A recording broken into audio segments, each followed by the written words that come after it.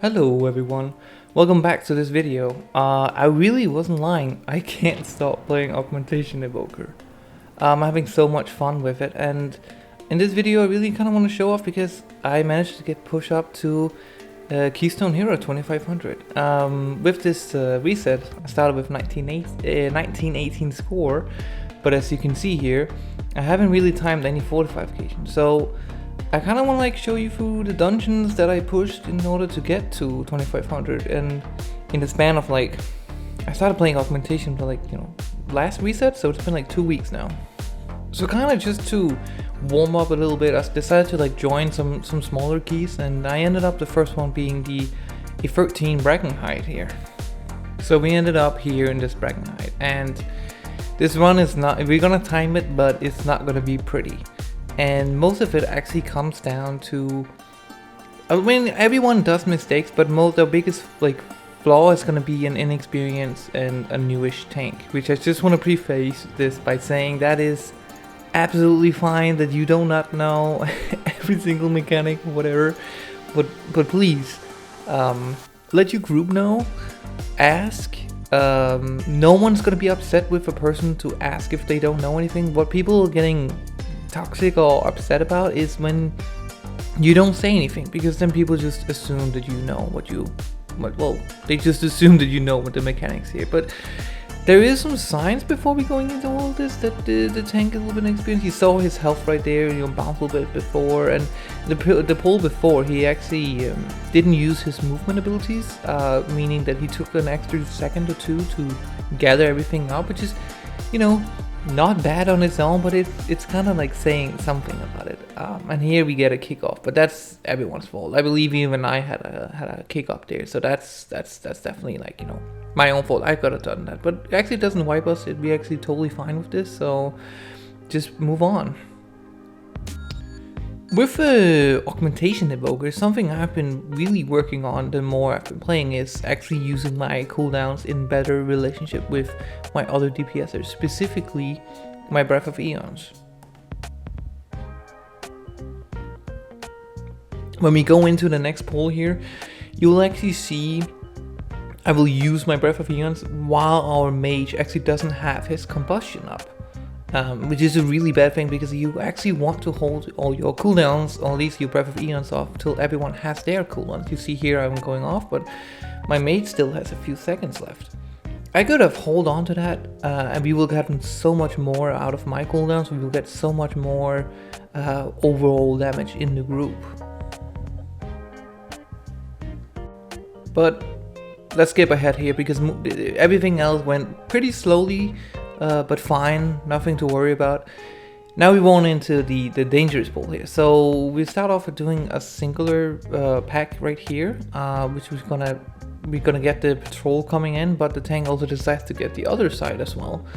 And he doesn't pick up aggro on the scout, which takes out our mage, and then just wreaks havoc on the group. So this is not really pretty or anything else, but we actually end up having a party wipe, because the chain lightning ends up pulling even more, and our tank goes down right there.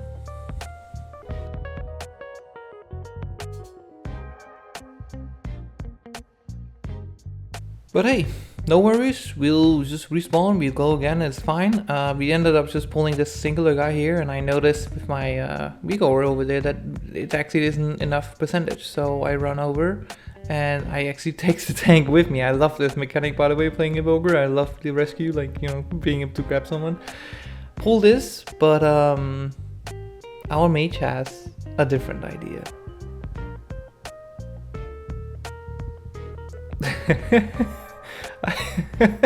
I don't know why you did it.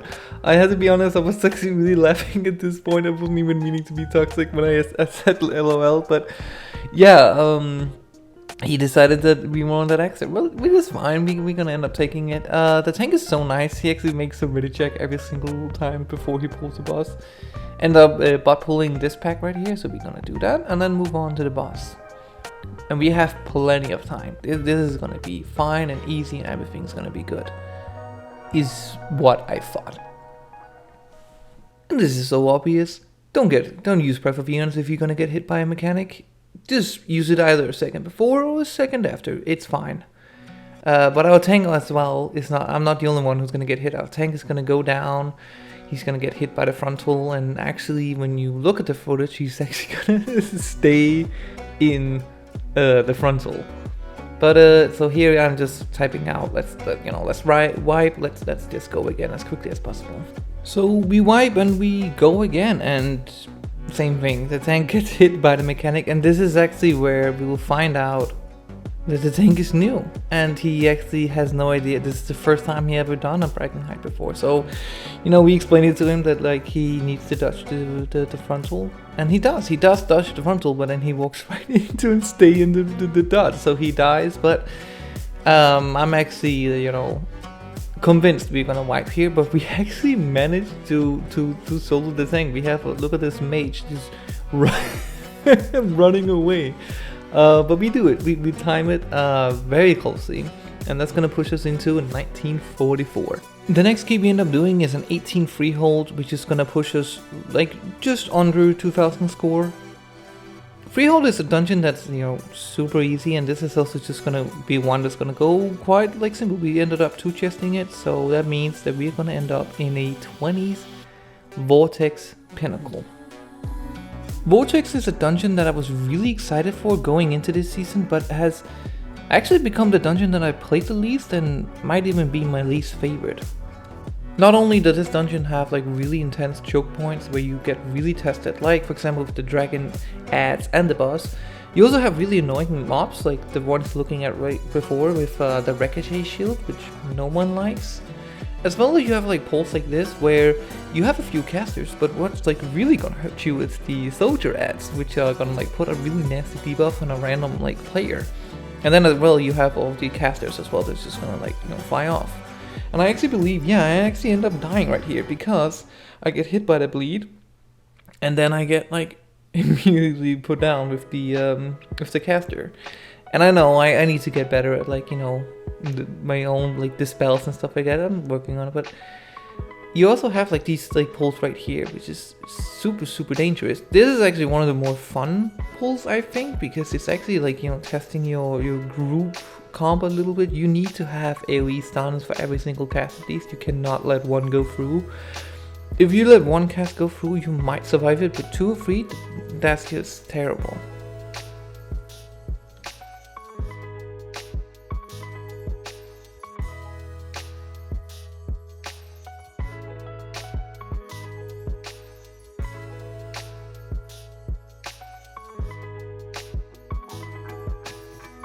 And then you have, as I mentioned before, the dragons. The dragons in this dungeon is so ruthless. Of course, it doesn't help when you actually pull something onto it and then actually ends up bolstering it for the whole fight. This is actually gonna cause a party wipe. Not only this, also but like you wanna make sure you stand in the right place with the frontal. We actually end up, as you're gonna see in a few seconds, we actually end up like putting in a really bad spot, so everyone has to go out of the green circle, which is again is really nasty because of the blood, the debuff, like right here. I also noticed right now that I actually again made the mistake where I used Breath of Eons when no one actually had their cooldowns up. And I think I did it out of like, I saw it, but I did it still out of like desperation, because I was like, well, someone needs to like, push, like someone like needs to like do something about this. But it's not gonna be enough. We actually end up everyone wiping except the tank right here at the very last second. But it's Vortex right here with the 20th, and we managed to push through, and I was personally very worried about the mobs right before the last boss right here. Not the stars, but the big pack. But that actually went really smoothly, and we actually have plenty of time to do a non-tyrannical boss fight. So everything is, going splendid. We're having a lot of damage. Everything is good, everything is fine. But then something happens.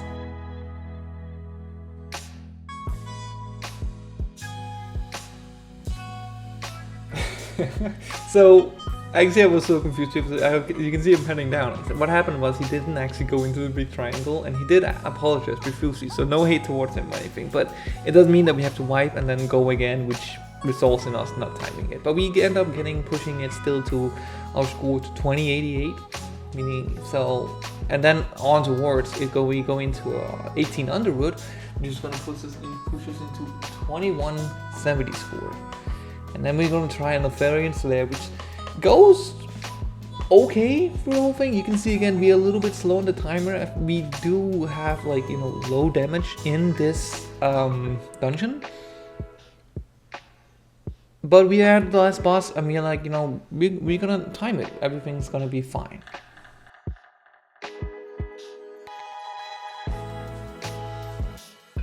And then right around here, you're gonna see that one of those like rock swings can spawn right on the tank for some reason, and it's gonna instantly get destroyed by the frontal. And then of course he's gonna spawn a big minion that's gonna basically instantly kill us. And the tank was very upset with us.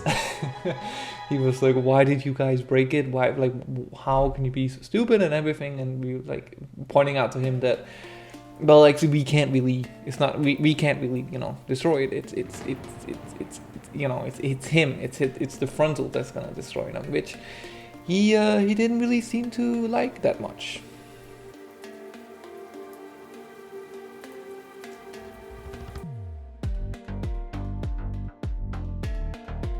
So we go into I think this is a 19 Brackenhide. I'm gonna push my own key back at Brackenhide again. This time it goes plenty fine. We get 2300 score of it. We end up 2-chesting it.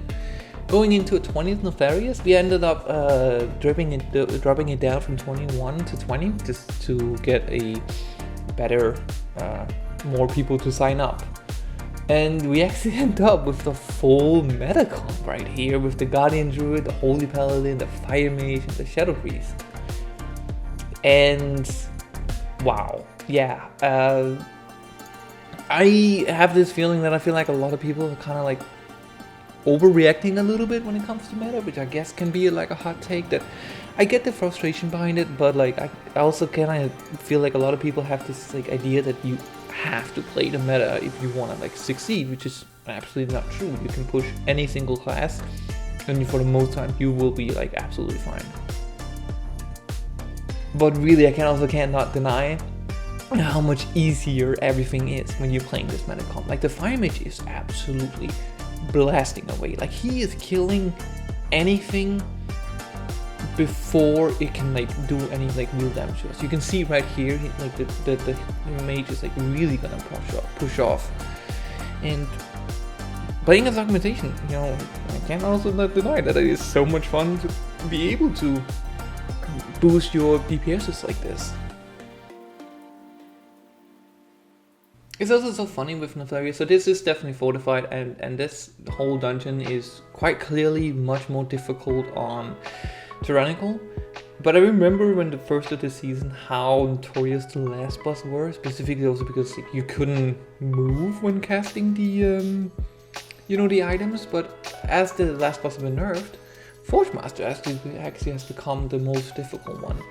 And I really enjoyed this fight too, man, because the fight is it's both a healer check, but it's also like, you know, do you personally have the defensive that you need to push through it? Because the healer can't do it always on his own, and I feel like it's really, really fun, and there's some cool mechanics. I like the fact that you can invis this cast right here, and then if you're the first target, then no one will get it. Like, it will just skip the whole mechanic. Just a pro tip if you're playing someone who can like invis in combat.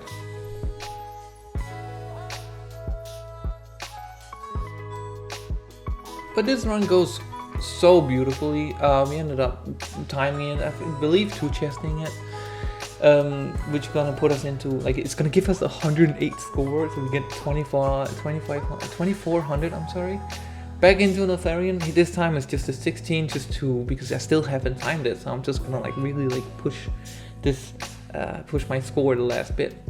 Everything again here goes really fine. We have a Fire Mage that doesn't really do that much damage, but my Shadow Priest friend is gonna carry the whole thing, which is amazing. We time it, which is gonna leave us with 2481, which is like so close to 2500. It's so close that I just quickly hop into a Halls of Infusion and get the final score. And here we are, hitting the 2500. So yeah, that's basically it. That's the keys I did this reset in order to hit 2500. This is definitely not going to be the last of my push. I am having, as I said before in the beginning of the video, I'm having so much fun with the augmentation. I'm actually seriously considering if this is my new main, if I'm going to say goodbye to the mage. But yeah, I mean, thank you so much for watching, and thank you for all the support that I've been getting. I'm really grateful for you guys here and the comments and everything. And yeah, I will see you in the next video, and I promise that this won't just be an augmentation channel. I'm going to make other content, I promise. But yeah, I'll see you guys out there, and enjoy your popping.